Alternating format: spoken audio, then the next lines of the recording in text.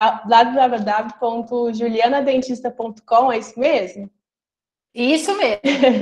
E ela fala de DTM, dor orofacial, então é muito interessante, acompanhem lá.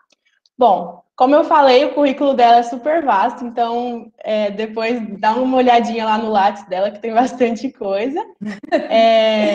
Bom, hoje ela vai falar para a gente um pouquinho sobre bruxismo e DTM na pandemia.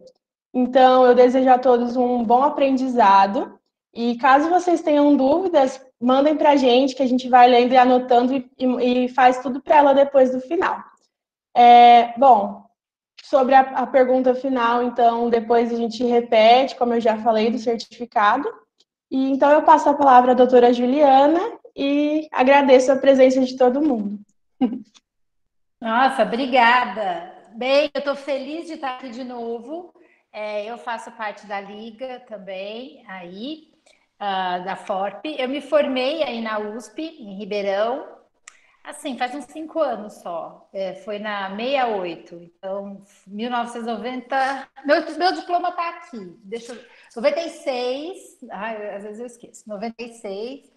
Me formei aí na USP, é super bom, assim, voltar, né, sempre à USP. Já eu acho que é a terceira vez que eu falo com vocês. O ano passado a gente fez uma presencial e esse ano essa é a segunda online, né? E o assunto que vocês me chamaram, que a Aira, ela me convidou, ela me perguntou, falou, olha, Juliana, tem alguma coisa, negócio de bruxismo e pandemia? Aí eu falei assim para ela, gente, vocês estão me ouvindo? Porque se der um problema, você me chama no WhatsApp, tá bom, Veridiana? Vou deixar aqui. Tá, tranquilo, tá, dá para ouvir perfeito. E aí, ela me perguntou, eu falei, olha, a gente escreveu uma carta em abril, a revista JAUS. A revista JAUS é a revista da Faculdade de Odontologia de Bauru. E nessa carta que a gente enviou lá para a JAUS, a gente já falava dessa possibilidade que deixa eu só achar a apresentação. Tá dando para ver a apresentação, Veridiana? Você só pode me dar um ok, por favor? Tá ok, aham. Ok, então, a gente falava dessa possibilidade de que, peraí, só que tem uma coisa, era pouco, tá fora do contexto, de que a pandemia poderia trazer consequências aqui para a nossa área, né? E aí eu passei para ela a referência, ela falou que publicou, que muita gente teve dúvidas. E foi interessante esse processo, porque o processo da pandemia, logo que teve essa questão do isolamento social, eu também fui para o isolamento social. Eu fiquei, acho que mais ou menos aí uns 30 dias sem atender fisicamente meus pacientes. Eu comecei a fazer algumas consultas de retorno online. E aí fui percebendo que a demanda de pacientes só estava crescendo. Eu falei, gente, o que está acontecendo? Tanto é que agora a gente está no mês de setembro e eu confesso a vocês que fazia muito tempo que eu não trabalhava tanto nessa área de DTM dor orofacial. Então, houve realmente um grande número de pacientes que vieram ao consultório com início de sintomas ontem mesmo eu atendi uma menina há 2 meses, 4 meses, 5 meses, que cursa aí com esse período de pandemia. E também pacientes que já estavam controlados também vieram a piorar, ou até pacientes que estavam no meio de tratamento, teve uma recaída aí com todo esse processo da pandemia. E aí eu fiquei pensando, assim, eu acho que é um tema realmente muito relevante para que a gente possa discutir. Só para vocês terem uma ideia, eu estou aqui no consultório eu falei para ela, eu não comi nada. Eu estou desde a 1h30 da tarde atendendo e eu terminei agora. Para começar, eu comi uma maçã e liguei o computador. Quer dizer, a demanda está grande e pacientes um atrás do outro. Quer dizer, a gente precisa realmente agora olhar mais. A odontologia tem que olhar mais para a área de dor orofacial. Muitos me procuram de fora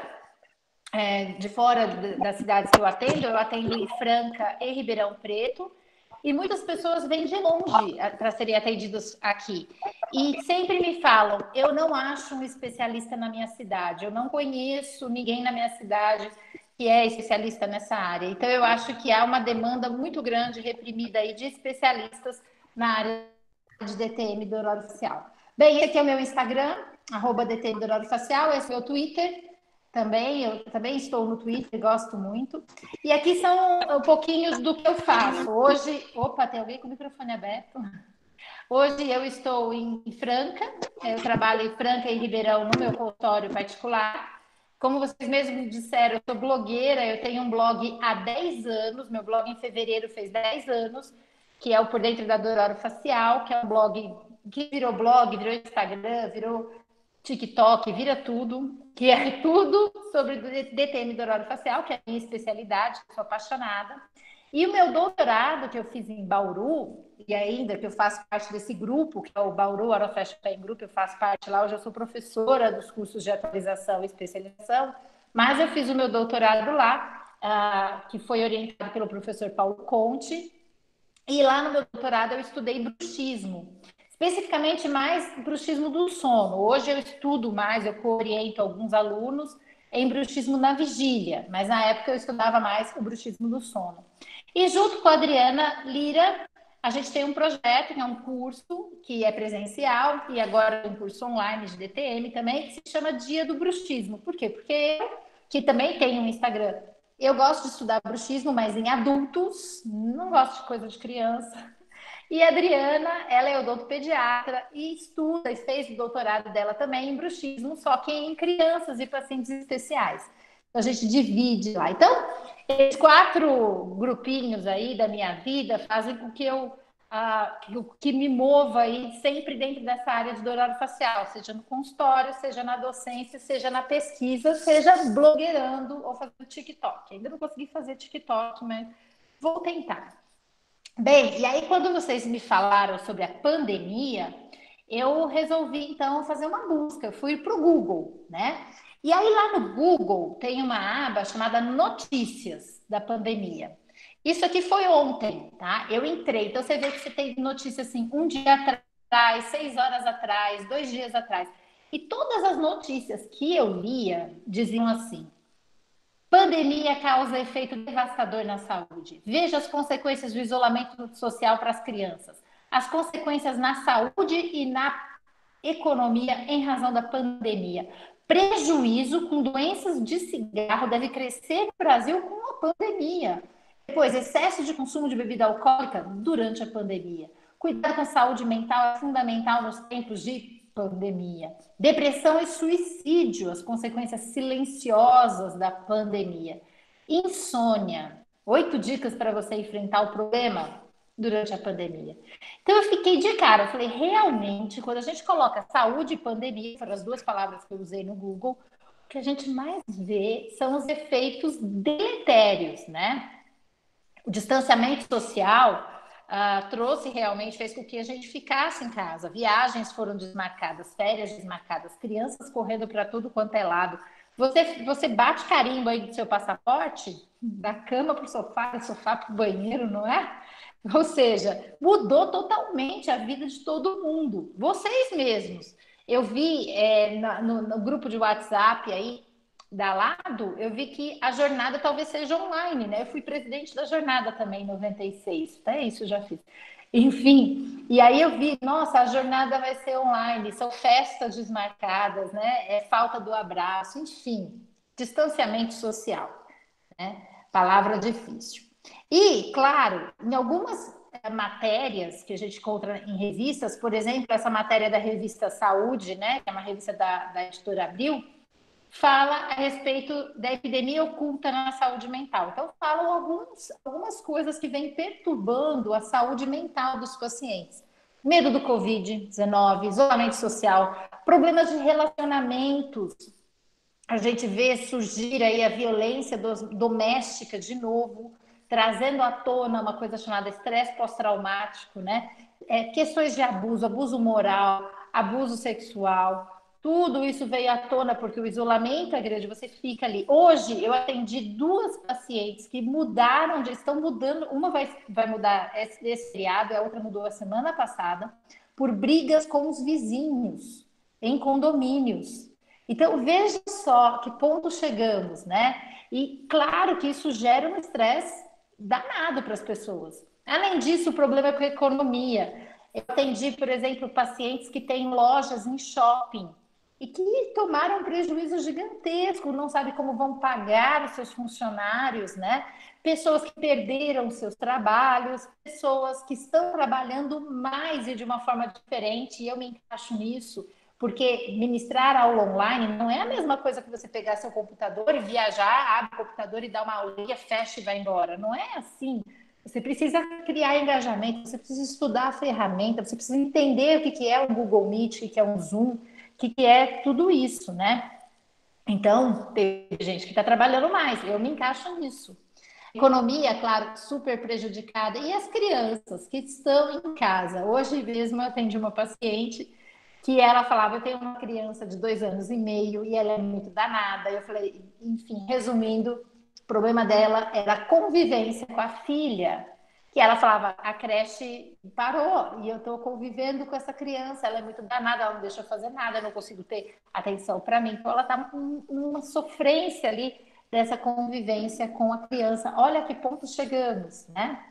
E isso, a Associação Brasileira de Psiquiatria perguntou aos psiquiatras se eles também estavam vendo esse movimento. E olha só, 89,3% dos psiquiatras relataram agravamento do quadro dos pacientes deles. E 69,3% observaram recidivas de sintomas. Se a gente fizesse mesmo levantamento lá com a SBDOF, tá aí uma boa ideia para pesquisa, não tinha pensado nisso, que é a Sociedade Brasileira de DTM do Orofacial, que inclusive vai ter um evento online nesse mês.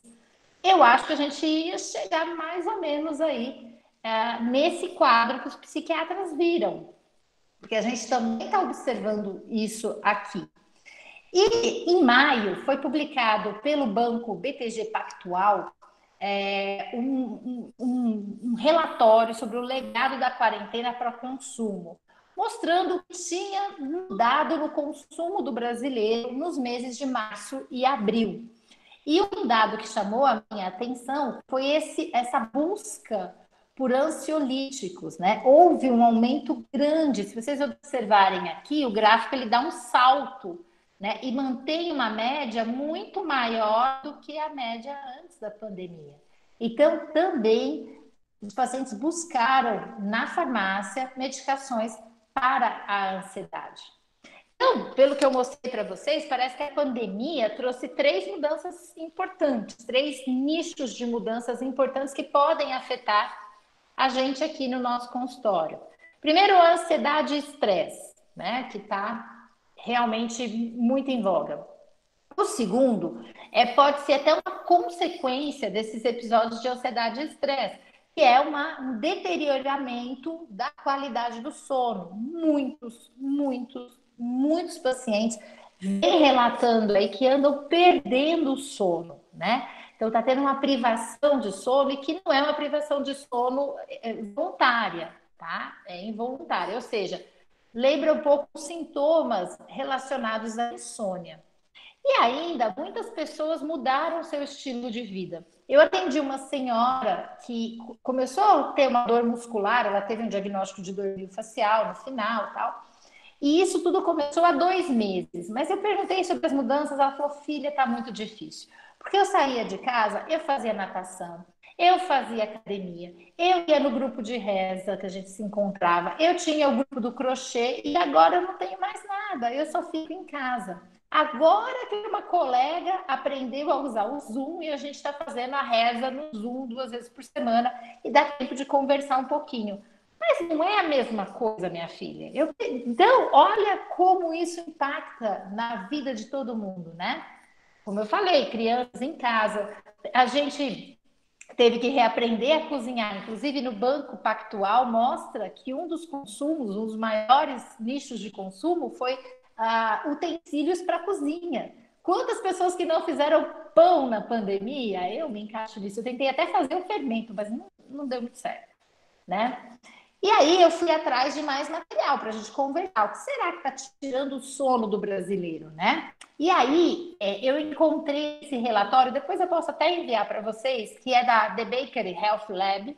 A Bakery é uma empresa do Reino Unido, que tem uma filial em São Paulo, na Faria Lima, e eles fazem levantamentos de dados para empresas, para startups, para as empresas de tecnologia, enfim. Ou seja, você pode pedir alguns, olha, eu queria fazer um levantamento de dados sobre um determinado assunto, e eles fazem isso daí. E eles fizeram uma pesquisa que foi publicada agora em junho, com 760 brasileiros, de várias classes, de várias de empregos e etc. E perguntou para eles algumas coisas sobre o sono, né? Desses 760 pessoas, 55 relataram dormir pior do que antes da pandemia. Então, esse é um dado já muito impactante para nós, né? Para o nosso, que fala dessa parte da qualidade do sono para o nosso consultório. E aí, então, pensando nisso, eu resolvi trazer o foco agora, pensando no que a gente sabe da pandemia. As pessoas estão dormindo mal, as pessoas estão com problemas de ansiedade, as pessoas têm problemas, então mudar o seu estilo de vida. E o que será que isso, de que forma isso está associado a esse aumento, né, que a gente vê por aí, tanto de bruxismo quanto de disfunção temporomandibular. Então, vamos falar um pouquinho a respeito disso. Mas antes, eu queria fazer um disclaimer. Muitas pessoas confundem bruxismo com disfunção temporomandibular. E vejam bem, bruxismo não é DTM, a gente já sabe disso, né?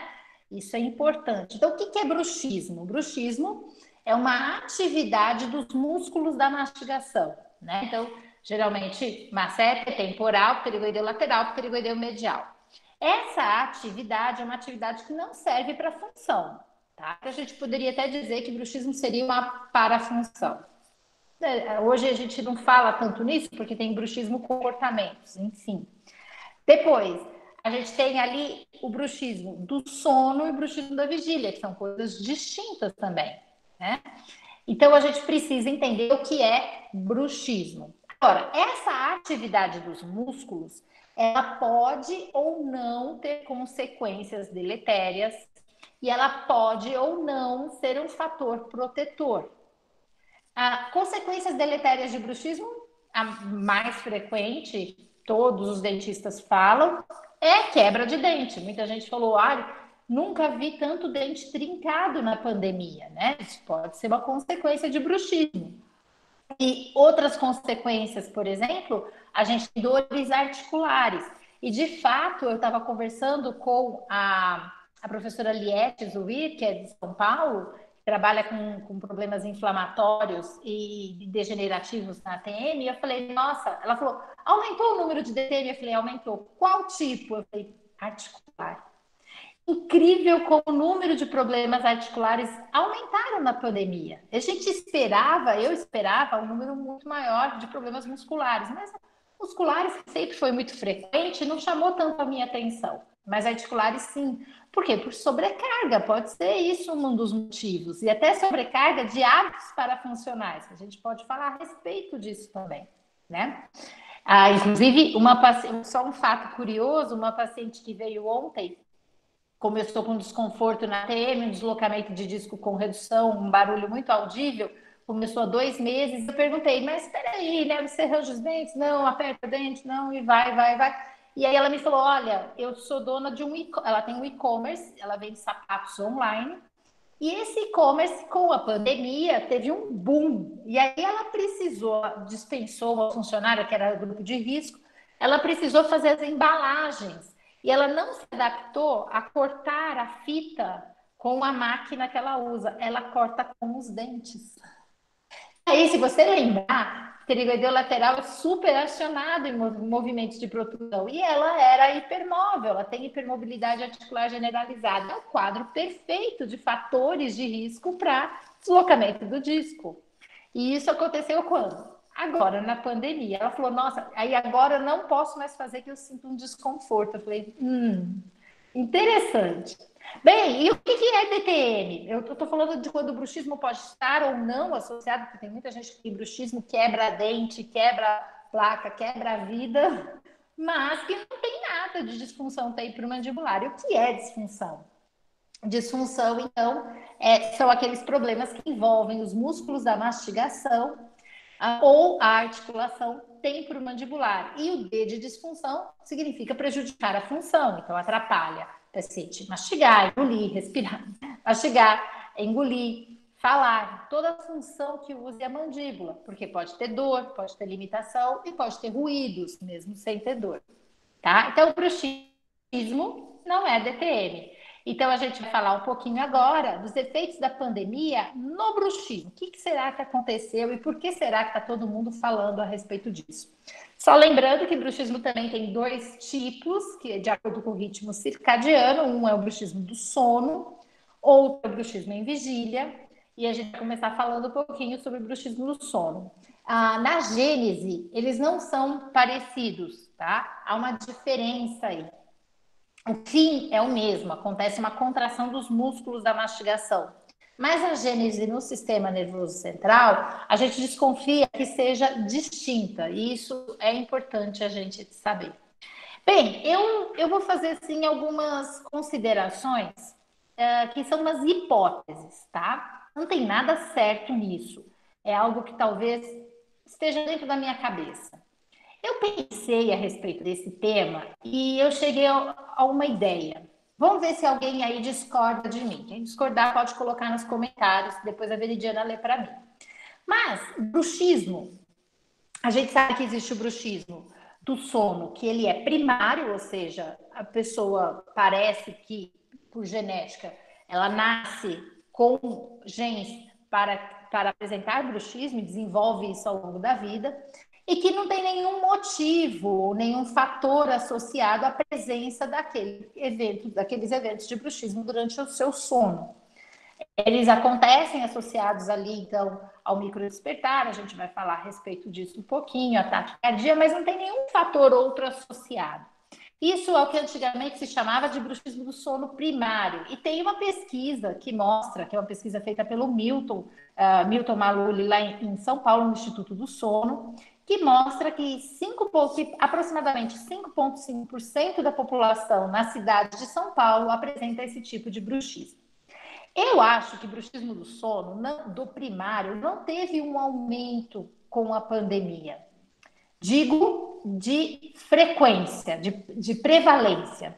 Ou seja, não tem pessoas que nunca tiveram bruxismo, mas que não têm essa predisposição e que tiveram bruxismo e que a pandemia vai passar, tudo vai se resolver e o bruxismo vai embora. Não é bem assim.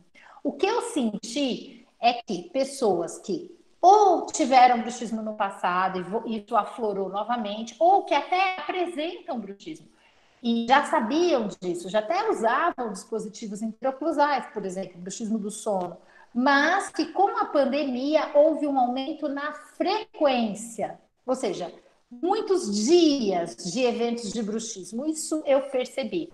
E a gente sabe que efeito deletério de bruxismo do sono, isso está no consenso do bruxismo, quem quiser ler, ele depende de alcance e frequência, ou seja, quanto mais frequentes os eventos do bruxismo, mais efeitos deletérios colaterais ele vai apresentar.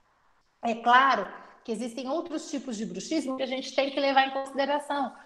Por exemplo, a associação o bruxismo como fator protetor de um evento de apneia obstrutiva do sono, de restrição de passagem de ar, mas isso é uma outra coisa. Mas, mesmo o bruxismo do sono primário, ele pode se agravar por apneia, que se a pessoa ganhou muito peso, não sei, de repente pode, não é o que a gente está vendo pela pandemia, mas talvez refluxo gastroesofágico também aflorou bastante. E o refluxo, ele pode gerar bruxismo, tanto do sono como na vigília, que é um fator protetor para aumentar a salivação ali e aumentar, diminuir esse pH na boca, né, consequentemente. Como ele também pode agravar ou aumentar a frequência de um bruxismo do sono primário. Mas eu ainda não vi nenhuma pesquisa de refluxo e pandemia, né? As pesquisas que a gente verifica, e as pesquisas, eu digo assim, não pesquisas, mas a ideia que a gente vê, o que está no noticiário, é realmente com relação à qualidade do sono. E falando sobre qualidade do sono, a gente primeiro, para entender por que pode ter ocorrido esse aumento, a gente precisa entender como acontece um evento de bruxismo do sono primário. Então, como que acontece esse evento? Né? O professor Gilles Lavini já descreveu isso em vários artigos, tem vários artigos mostrando essa cascata de eventos até a contração do músculo, que começa com uma ativação cardíaca autonômica e que tem como peça-chave um despertar. Esse despertar é um despertar cortical, tá? Ele vem ali modulado por áreas no hipocampo. E o que acontece é, o cérebro, ele abre uma janela de ocorrência para que ocorram outros, como eu diria isso, outros movimentos, né? Por exemplo, um despertar acontece de 8 a 15 vezes no sono de uma pessoa normal. E está associado a quê? A engolir, ou a se mexer um pouco na cama, a tentar abrir um pouco a boca para fazer uma potência aérea, ou seja, ele está associado a coisas normais, habituais de uma fisiologia do sono. Porém, um paciente que apresenta bruxismo, esse despertar, ele desencadeia uma cascata de eventos que cursa com taquicardia, ou seja, um aumento da atividade simpática autonômica, e depois a gente tem até um aumento de tônus de suprioide, para depois você ter um evento de atividade muscular mastigatória rítmica, o famoso RMMA. Essa atividade da musculatura, ela tem uma potência grande e uma duração um pouco maior do que uma pessoa que vai engolir, por exemplo, saliva durante o sono. Por isso que a gente consegue detectar no exame de eletromiografia uma polissonografia, tá? Essa atividade também, ela é capaz de que, se os dentes se encostam, o paciente pode ranger os dentes, que no bruxismo do sono primário, é muito mais frequente o ranger ou o ranger com o apertar do que o apertar puro, o tônico, né? Que é a contração tônica. Essa contração tônica, ela é muito frequente quando o bruxismo tem essas associações, quando ele é um fator protetor. Parece, algumas pesquisas indicam isso, tá? E aí o paciente arranja os dentes. Só que ele arranja os dentes em 1/3 dos eventos também. Então, se eu aumentar a frequência de eventos, eu vou aumentar a frequência de ranger de dentes, eu posso ter como consequência essas trincas e essas quebras de dentes que vocês estão vendo por aí, todos os dentistas relatando. Uma coisa super importante para a gente entender também como que a pandemia afetou essa frequência de bruxismo, porque teoricamente não afetaria, mas isso é importante. O bruxismo, ele acontece nas fases mais superficiais do sono não REM. Ele não acontece nas fases, ou acontece com menos frequência, nas fases de sono profundo ou nas fases de sono REM. Ele acontece em janelas que se abrem para a ocorrência dele. Tanto nessas fases de sono 1 e 2, não REM, que é mais frequente, 60% a 80% dos eventos acontecem nessas fases, como em mudanças de fases, porque ao longo do nosso sono nós vamos mudando de fase, tá vendo? E a gente vai passando aqui do sono 4 vai para sono REM, e do sono REM vai para a fase 2, e 2 vai para 3. Sono 4 nem tem mais, né? Eles chamam de sono 3. E a gente passa nesses ciclos mais ou menos de 6 a 8 vezes num sono de 7 horas, tá? Agora, isso que eu estou falando é um sono de uma pessoa normal, que tem ali um sono profundo envolvido, que está sonhando, né? Então tem sono REM, que está para estabilizar sua memória, para fazer tudo isso. Mas o que está acontecendo na pandemia? Na pandemia, o que a gente está vendo, vocês viram lá naquele relato, 55% das pessoas falando que estão dormindo mal. Tá havendo um grande número de pessoas reclamando de privação de sono. E essa privação não voluntária. Voluntária é quando, por exemplo, eu preciso estudar para uma prova, então eu vou tomar um guaraná e vou ficar acordado, né? Mas aqui no caso não, as pessoas deitam e ficam pensando nas coisas, essa ansiedade, esse estresse ali envolvido. Com isso, eles apresentam sintomas de insônia. E com isso, o sono pode ficar superficializado. E se eu apresento bruxismo do sono, eu tenho mais tempo, tenho ali mais chance de aumentar esses eventos de bruxismo. Então, é uma consequência de uma forma indireta. Por isso que eu penso, será que uma pessoa que nunca teve bruxismo, ela começa a ter só por culpa da insônia? Eu acho um pouco difícil. Inclusive, durante a pandemia, agora em junho, saiu esse trabalho aqui também do grupo do Instituto do Sono de São Paulo. O Milton está encabeçando esse trabalho também, e mostra que nesses pacientes que eles analisaram, a insônia ela foi associada a bruxismo do sono, sobretudo em mulheres de meia idade. Se vocês pararem para pensar, e não dá para ver a decoração do meu consultório ele tem uma decoração meio não tem nada de dente aqui, nem de dor, ele tem uma corzinha suave, e ele foi desenvolvido pela arquiteta na época. Eu pedi para ela desenvolver para o meu público, e ela perguntou: quem é seu público? Eu falei para ela na época: mulheres de meia idade. Então esse é o público da dor facial, tá? Esse é o público que procura a gente hoje com dores. É claro que aumentou muito nos últimos 5 anos o número de homens. Eu até estava conversando sobre isso com o meu grupo de estudo, né? Que o número de homens vem aumentando aqui no consultório. Mas se a gente pensar, então, que insônia está associada a bruxismo do sono em mulheres de meia idade, e que os pacientes estão passando por problemas agora de superficialização do sono, fica bem óbvio imaginar que a frequência do bruxismo vem aumentando, né? Como eu disse, não acredito tanto que uma pessoa que nunca teve vai desenvolver em 2 meses e depois vai embora. Não é isso. Ela tem que ter uma tendência para isso. E veja bem, isso é tão verdade que essa associação e pensar que a qualidade do sono está se deteriorando pela questão da ansiedade e do estresse, que também naquela pesquisa da Baker Health Lab, eles perguntaram, né? E para eles, quais eram os sentimentos que eles tinham. E 82% das pessoas que estão dormindo pior elegeram 3 sentimentos: ansiedade, estresse e medo. Então, isso está muito relacionado a uma piora na qualidade do sono. E com isso, uma piora no número de eventos de bruxismo do sono, tá? Mas não é só isso. Eu achei um fato bem curioso sobre a mudança no estilo de vida, que é o seguinte: a venda de vinhos, olha isso, e eu colaborei bastante para isso, eu confesso. Inclusive, acho que piorou meu refluxo. Bem, enfim, a venda de vinhos no segundo trimestre desse ano no Brasil subiu 72%. Bem, vocês viram lá no comecinho que tinha uma notícia dizendo do aumento do consumo de bebida alcoólica de forma geral durante esse período. E aí a gente tem que lembrar da literatura de bruxismo do sono. E quando a gente vai para a literatura, esse aqui é um trabalho aqui brasileiro, também foi publicado esse ano na Archives of Neurobiology, e diz assim: olha, o consumo de álcool aumenta 2,4 vezes a chance de você ter um diagnóstico de bruxismo do sono.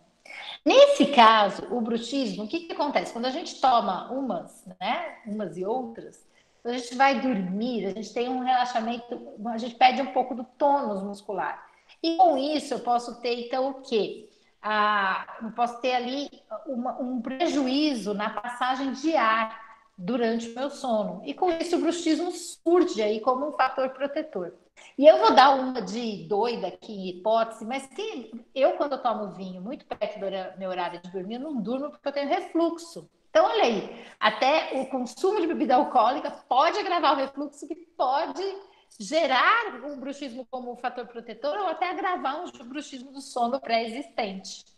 Tá vendo? Então, a gente acha que o vinhozinho tá bom perto do horário de dormir, mas quem tem bruxismo tem que rever esse conceito, tá? Isso para o bruxismo do sono. Agora, falando um pouquinho dos efeitos da pandemia no bruxismo na vigília, a gente tem aqui, então, o bruxismo na vigília, como todos os estudos que estudam essa associação já mostram, ele é intrinsecamente ligado a estresse e à ansiedade, né? Ele é o tipo de bruxismo que é associado a fatores psicossociais de forma significativa. Só para vocês terem uma ideia, o bruxismo do sono primário não consegue essa associação tão forte com os fatores psicossociais. Isso é bem do bruxismo da vigília. Tem até uma pesquisa que fala alto nível de estresse aumenta 6 vezes mais a chance do paciente relatar bruxismo na vigília, tá? Então, o bruxismo na vigília, ele acontece quando o paciente está acordado, ele é um comportamento ali ruim, né, que o paciente acaba apresentando. Ele pode ter vários tipos, pode ter um encostar de dentes ou não, então você tem encostar de dentes, você tem um apertamento dental, você tem esse encostar que pode ser tônico ou fásico, né? Tem aquelas pessoas que encostam e ficam mexendo o masseter, que é o fásico, aquilo incomoda, me incomoda muito ver aquele, mas enfim. E tem um tipo de bruxismo que é o bracing, que, traduzindo assim, amarrado, né? Que é quando a pessoa contrai o músculo, mas não encosta os dentes. Então, o bruxismo ele tem uma gama grande aí de comportamentos, né, associados a ele. E a gente sabe que na literatura, 28% dos estudantes de odontologia, vocês, apresentam bruxismo na vigília, relatam bruxismo na vigília, né? Tem uma frequência, assim, de bruxismo na vigília, tá? E esse relato, ele varia ali na literatura entre 28% até 40% da população. Então, é bem comum, né? E seria o que... Bem, já falando que é associado a estresse e ansiedade, parece meio óbvio que a pandemia trouxe um aumento aí dos eventos de bruxismo na vigília. A gente não tem uma marcação boa, mas a gente... Tudo leva a isso, né? Pelo que a gente está vendo aqui no consultório. E aí, quando a gente vai estudar bruxismo na vigília, da mesma forma que a gente fez com sono, a gente vai pensar no cérebro, né? Como que isso acontece? E aí, assim, não vou ser chata, falar muito de neurociências, que eu gosto muito, mas eu ando estudando muito a região do nosso córtex, que é uma região que cresceu muito, que no homem ela é bem grande, porque ela traz a questão de resolução de problemas, ela traz a questão de cognição, ela traz a questão da personalidade, que é o lobo frontal, tá? Esse lobo frontal, ele tem uma região que é a região mais abaixo aqui, mais ventral, que é uma região que se liga às emoções. E de que forma ele funciona? Na verdade, ele é o nosso grande protetor das emoções, para que a gente tenha um equilíbrio. Tem regiões que tem que ter a reação ao estresse, tem regiões que tem que maneirar essa reação ao estresse.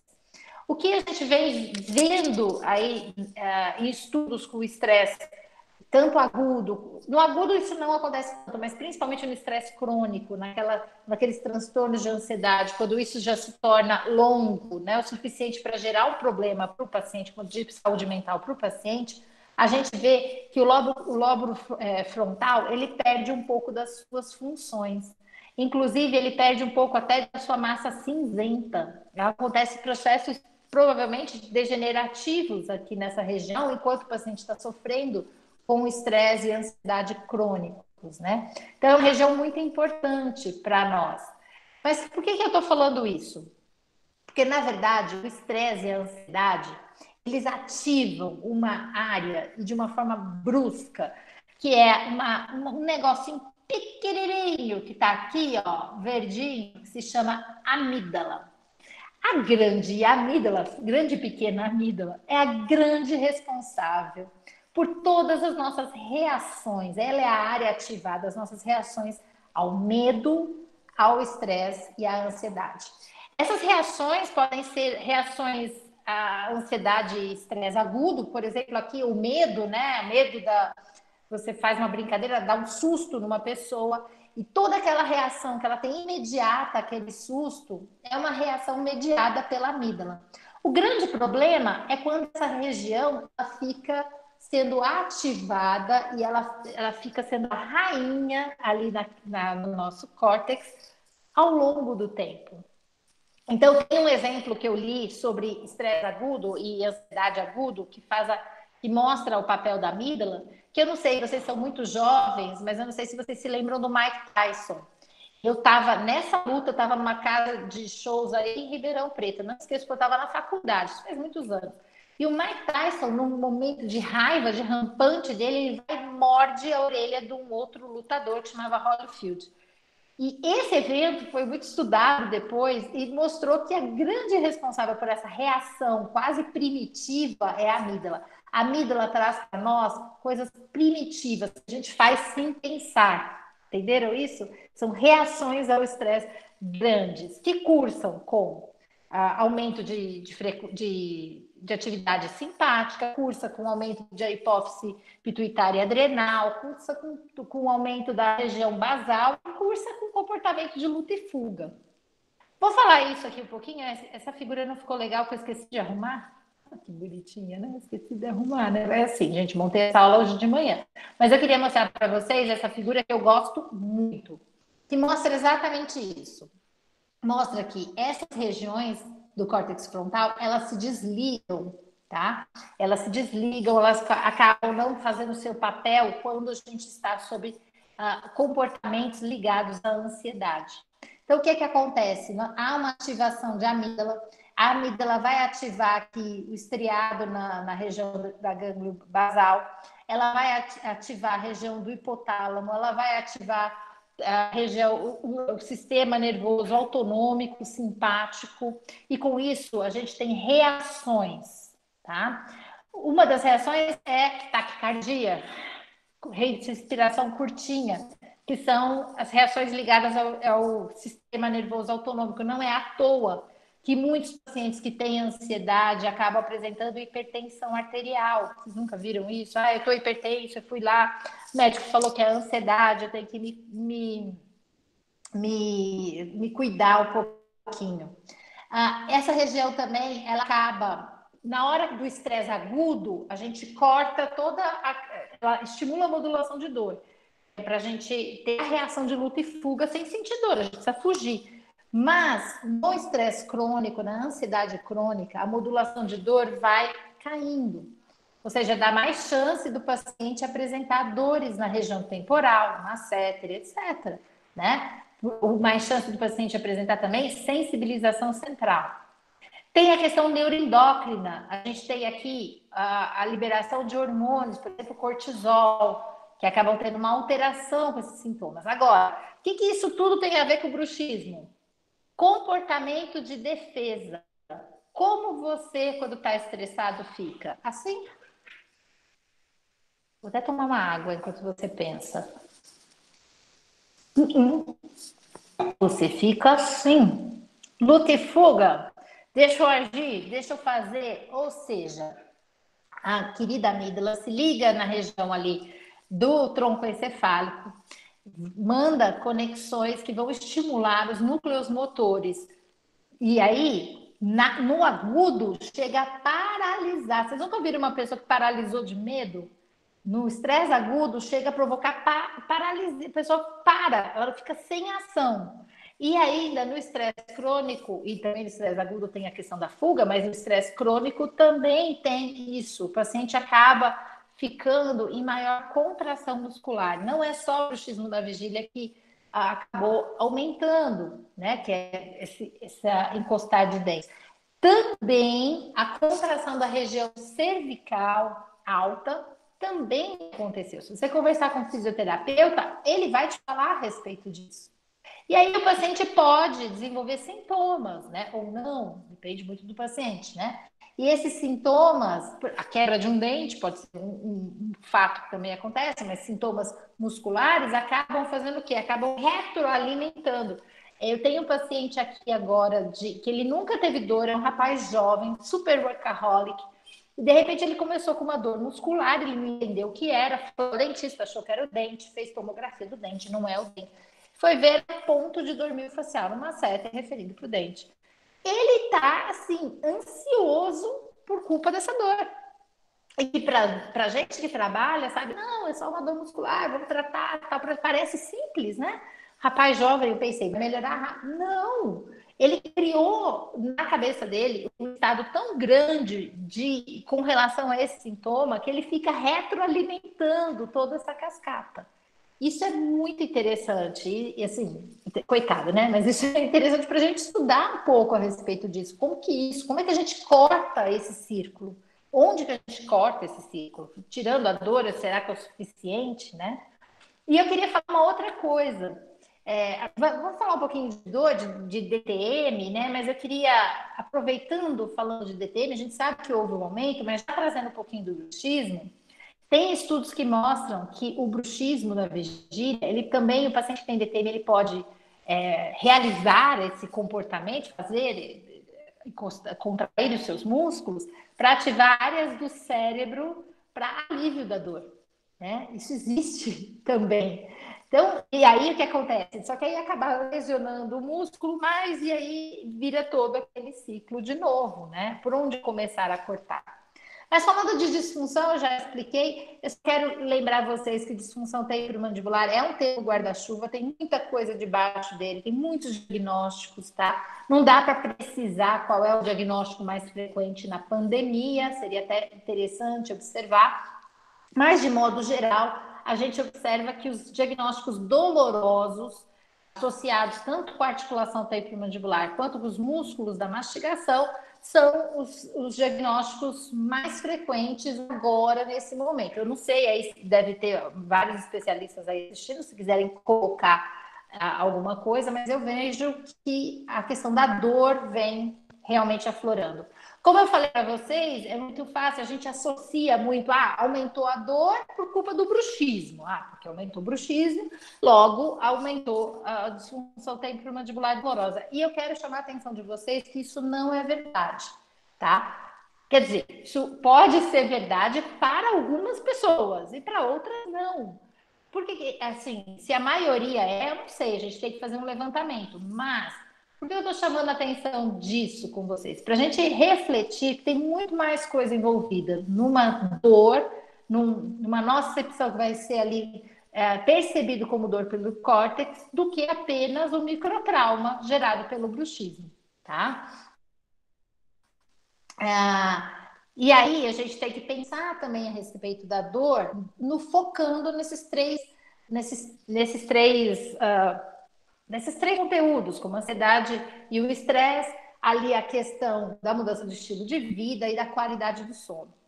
E eu gosto muito de uma figura que está no livro do professor Charles Green e do Daniel Laskin, que é um livro, não sei o nome agora, de DTM, é um capa preta, que é o capítulo de DTM muscular, mas vale um pouquinho para as dores articulares também, que é um capítulo escrito pelo professor Rafael Bernoli, o Peter Svensson e o Eli Eliab.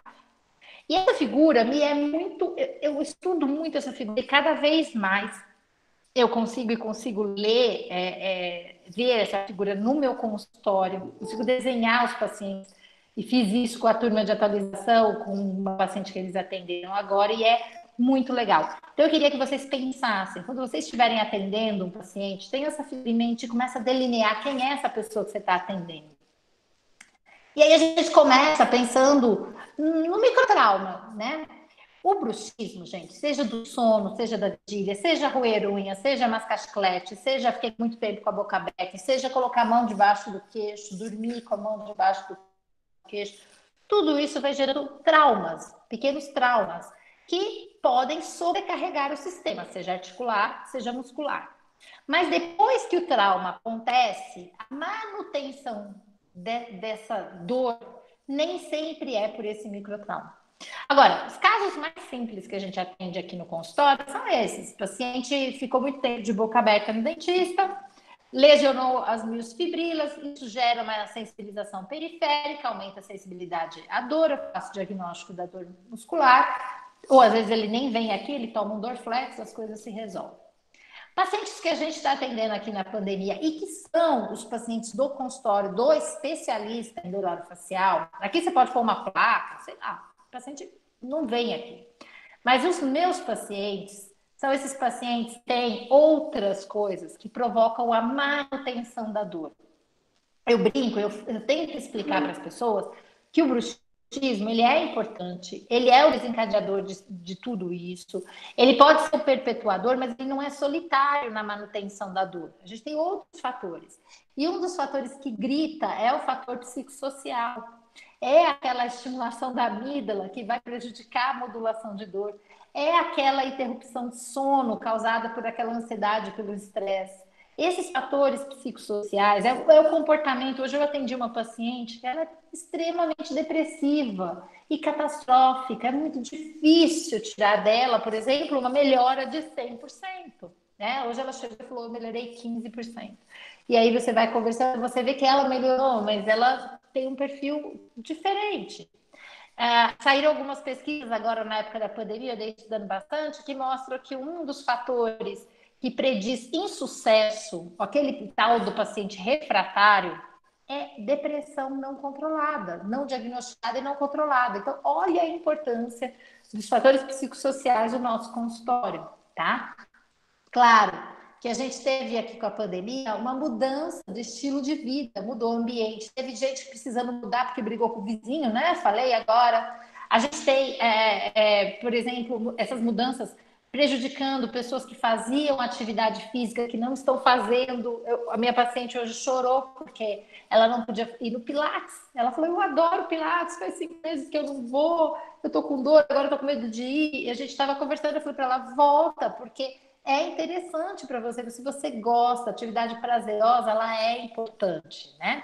Comorbidades aflorando, eu até estava conversando com um médico, um neurologista, que falou que as crises de cefaleia, de enxaqueca também dispararam agora nessa época da pandemia, tudo isso vem influenciando, isso influencia o nosso paciente.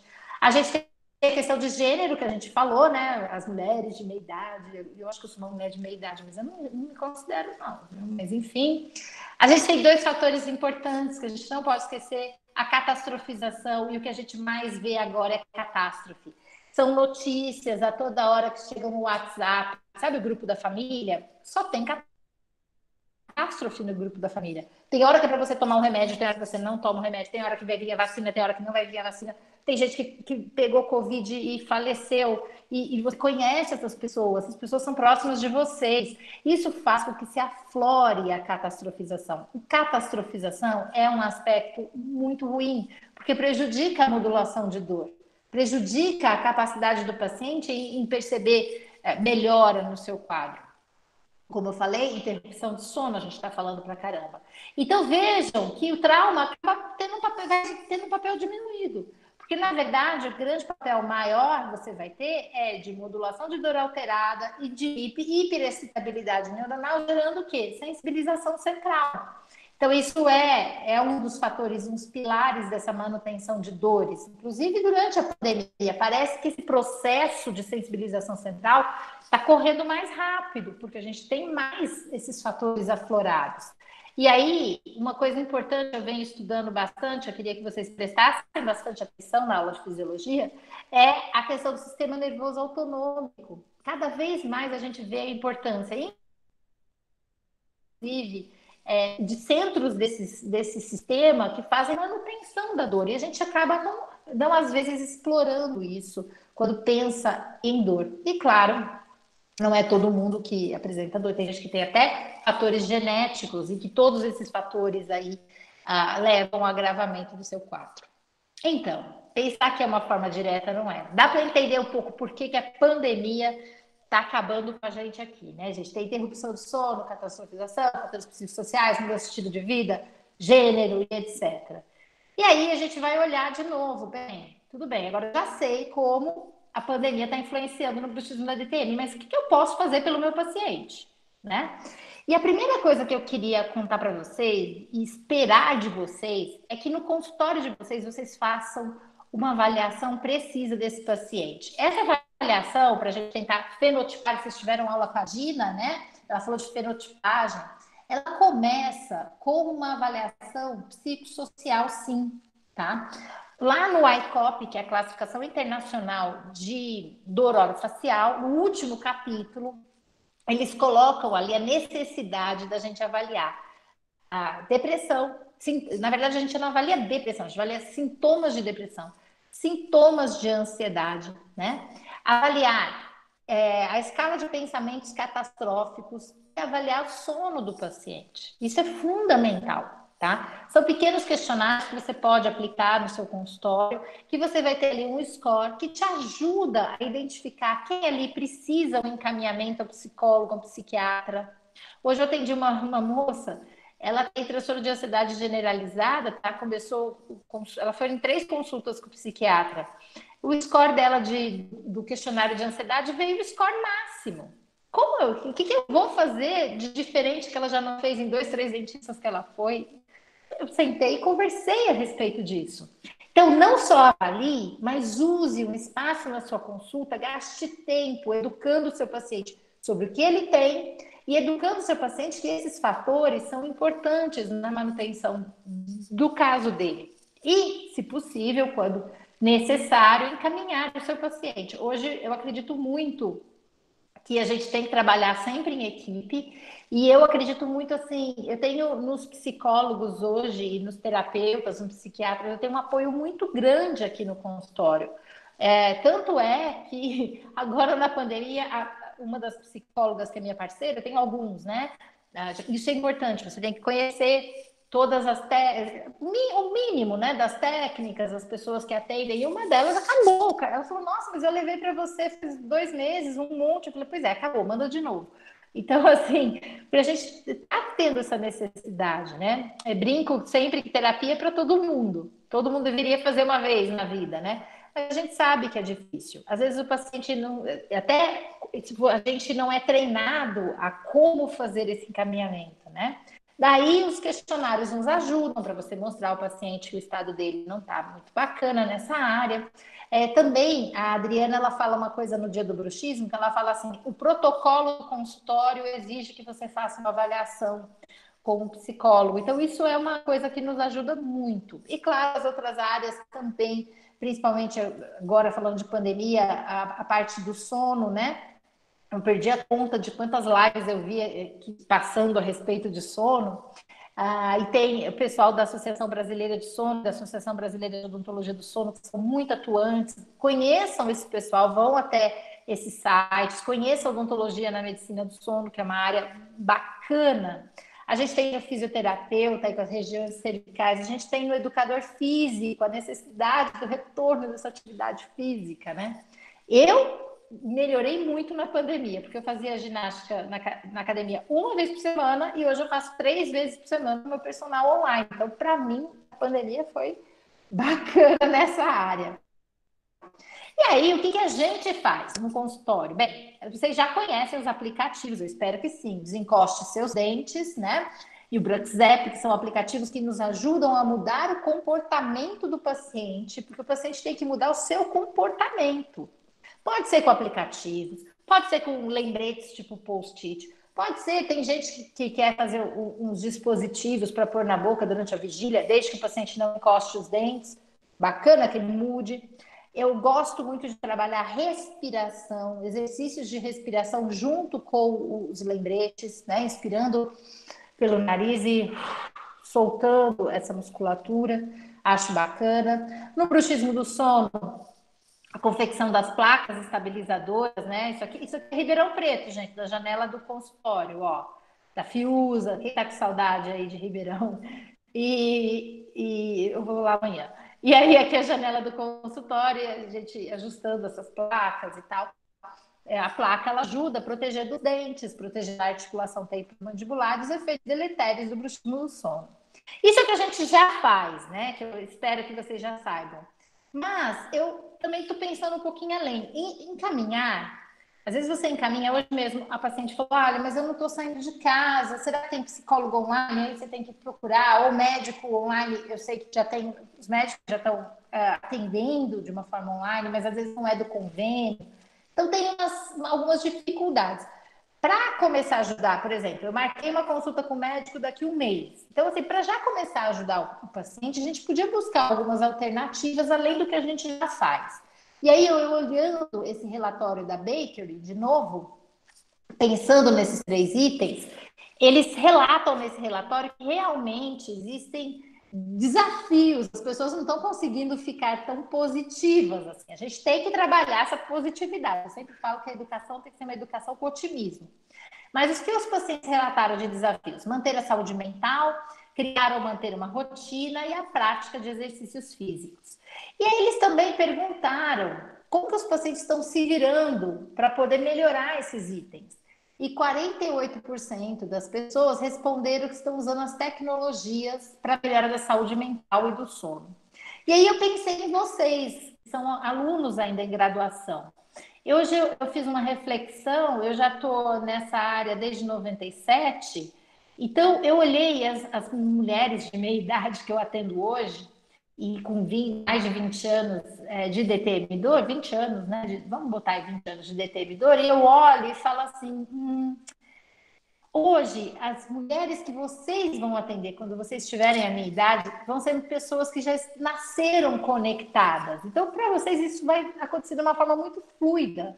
Ainda aqui no consultório, a gente tem alguns desafios, porque tem pessoas que não estão aprendendo a usar o Zoom agora, não sabiam nem ligar o celular, ou não têm o celular, ou têm problemas de cognição por culpa da dor crônica. Mas as pessoas aí de 40, 35, 40 anos já têm uma certa facilidade a isso. São elas que estão buscando esse apoio na tecnologia. E aí, eu estou fazendo aqui um banco de aplicativos para ajudar nesse período de pandemia, né? São algumas técnicas, algumas startups aí que têm algo interessante a melhorar em termos de DTM e até no termo de bruxismo. Uma delas eu quero chamar a atenção, esse aqui são músicas relaxantes, aqui são os aplicativos de sono, um deles é o Vigilantes do Sono. O Vigilantes do Sono, eles fazem uma técnica chamada terapia cognitivo-comportamental para insônia. E a gente sabe que para quem tem insônia, síndrome de insônia, tudo, é linha A de tratamento. E olha que bacana, eles estão com algumas promoções durante a pandemia. Então, isso permitiu que os meus pacientes usassem. Inclusive, eles me deram um link, que é /Juliana Dentista, que eu forneço aos meus pacientes, e eles fizeram uma promoção que os primeiros pacientes conseguiriam fazer aí todo o processo, porque é um tratamento de 2 meses, com um robozinho que funciona no Messenger do Facebook, que faz toda a parte dessa terapia cognitivo-comportamental de uma forma acessível ao paciente. Vejam que é difícil achar um psicólogo aqui, por exemplo, onde eu estou, na cidade de Franca, que seja só especialidade, só faça isso. Em São Paulo, em grandes centros, isso é muito mais comum. Mas no interior do Brasil, isso não é a realidade. E isso faz com que se aproxime. Então, conheçam o vigilantesdosono.com, que eu achei bem legal. Aqui a gente tem alguns aplicativos de atendimento médico, atendimento psicológico. É claro que eu tenho aqui alguns psicólogos que estão fazendo atendimento online, eu consigo passar aos pacientes. Trabalhamos desde psicoterapia, tem pacientes que preferem terapia cognitivo-comportamental, se identificam mais com as técnicas. Então a gente tem que conhecer psicanálise. Eu estou fazendo análise online, meu analista mora em Bauru. Olha aí, então. Depois a gente tem aqui aplicativos de meditação tão importantes, trazer a meditação, mindfulness é legal, mas às vezes o paciente não consegue fazer, ou às vezes um simples exercício de respiração, que ajuda tanto aí, tanto para baixar os sintomas de ansiedade e estresse, pressão arterial, quanto também, que são sintomas autonômicos, quanto também no bruxismo na vigília, que é essa questão aí da contração muscular, né? E aqui tem uma coisa nova, que é novo ainda, não pus ainda no consultório, eu estou usando, e estou achando interessante que são aplicativos, eu não estou usando um desses não, o que eu uso chama Mude Meu Hábito, não sei, não lembro agora, depois a gente vê, mas são aplicativos de mudanças de hábito. Então, eu estou tentando colocar isso agora no consultório, porque às vezes eu peço para o paciente fazer uma compressa, procurar uma atividade física, e ele, não fiz, esqueci. E esses aplicativos, você marca se você cumpriu uma tarefa, e depois você tem um relatório das tarefas que foram cumpridas. Eu, por exemplo, estou usando para lembrar de tomar as minhas vitaminas de manhã. Então, todo dia de manhã eu marco, hoje eu fiz. E aí eu tenho lá no final do mês quantos dias eu tomei a vitamina ou não, né? Então, esses são aplicativos que eu acho que são muito interessantes que a gente pode usar. Aqui estão os meus contatos, tá? Eu acho que eu excedi um pouquinho, eu preparei mais ou menos para 1 hora, mas acho que foi mais ou menos isso. Eu quis trazer um pouquinho de cada coisinha a respeito da pandemia. Aqui eu tenho minha lista de transmissão no WhatsApp, que é esse telefone aqui, e aqui o restante do meu contato para quem quiser falar comigo e conversar. Tá bem? Acho que é isso. Tá aí, Herediana? Você foi embora? Não, tô aqui. Achei que você tinha ido embora. Não, tô aqui.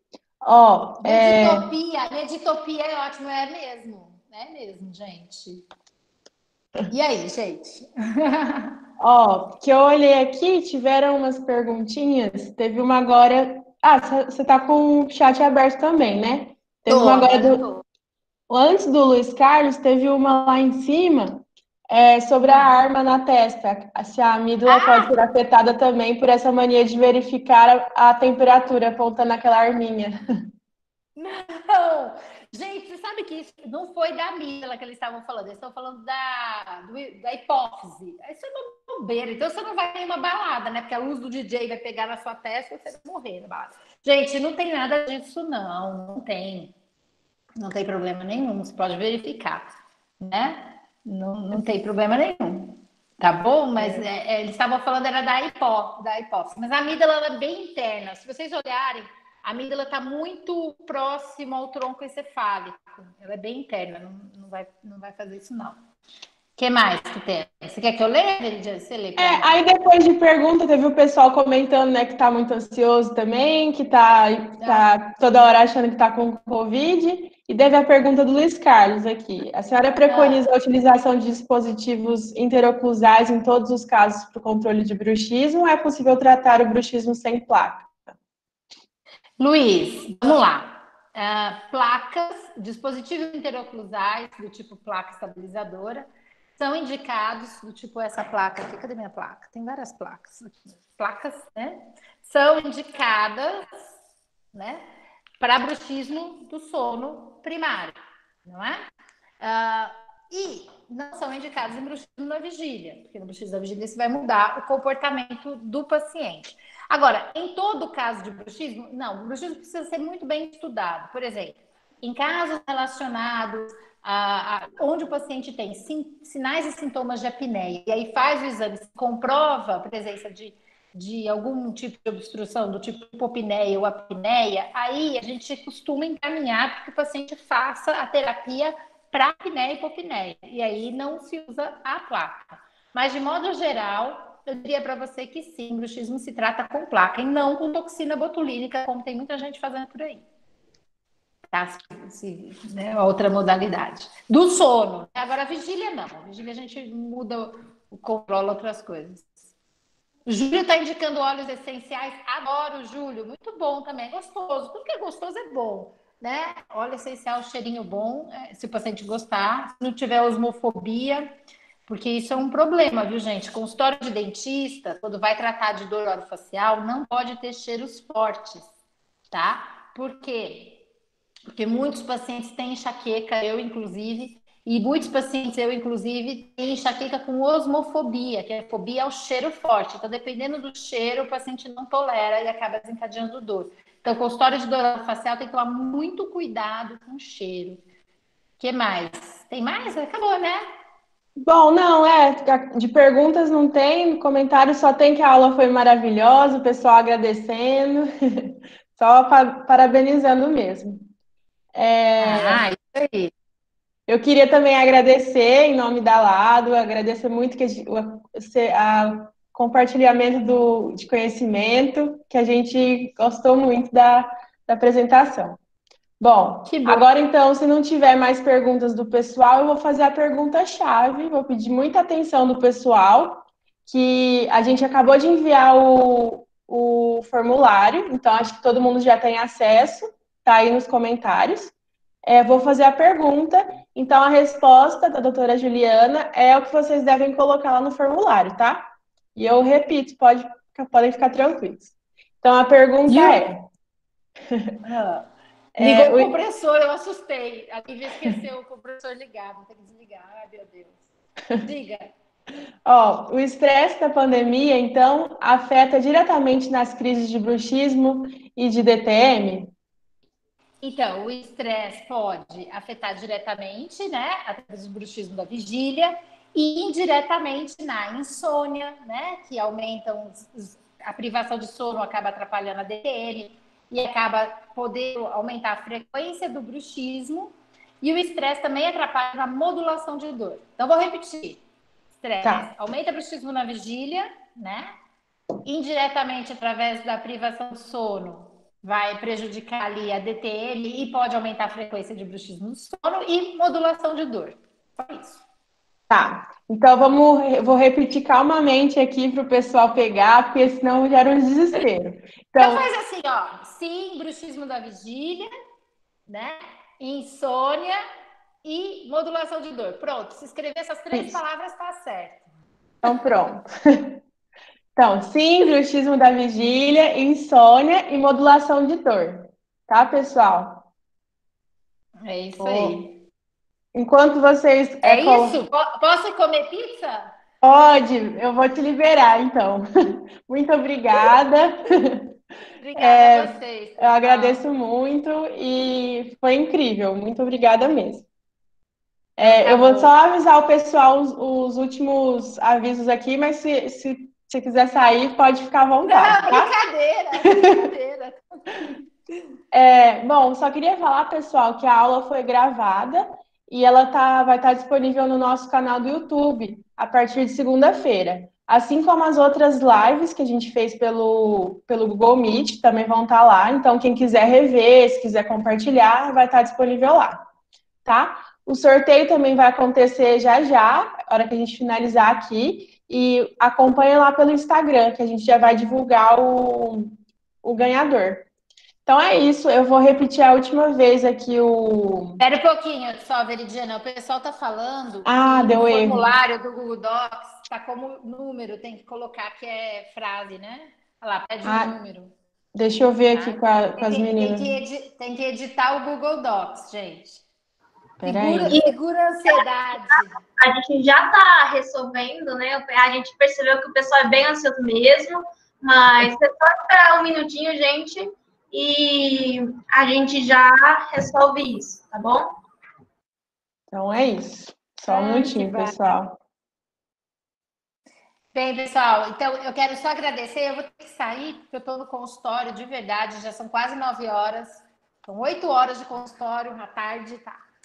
E eu vou sair, ok? Tá certo, Google Docs obrigada. causa bruxismo?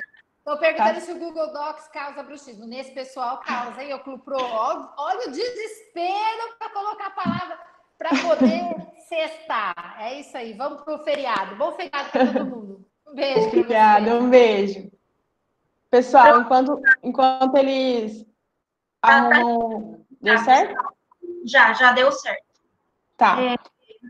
Então, assim, só para quem não ouviu, Veridiana, por favor, repetir a palavra-chave, pessoal, fiquem tranquilos. O acesso ao link vai continuar aqui no chat. A Veridiana vai repetir e vocês vão poder preencher o formulário. Vamos lá, Veridiana, obrigada. Pessoal, vou repetir então o que a doutora falou. A pergunta foi. Só um minutinho.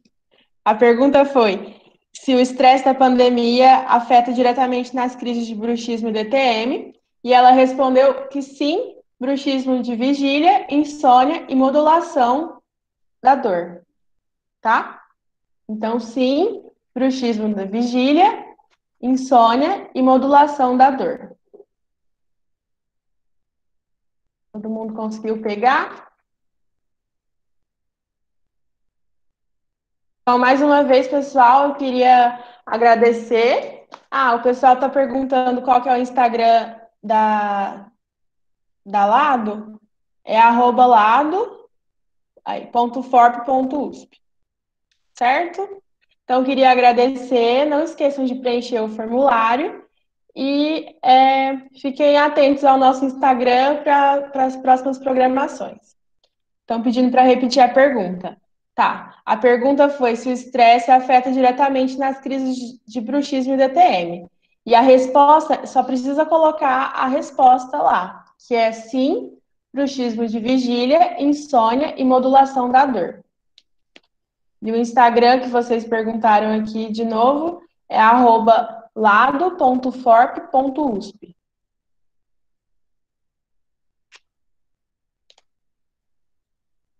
Certo?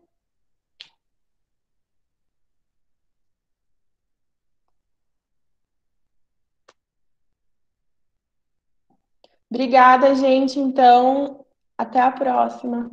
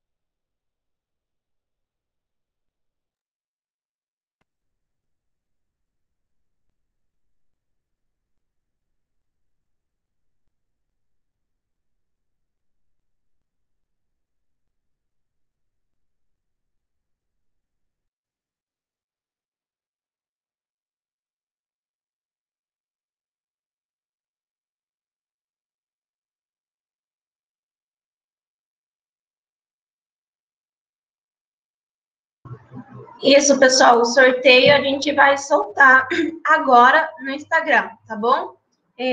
Não se preocupem que em questão de 5 minutos a gente coloca lá.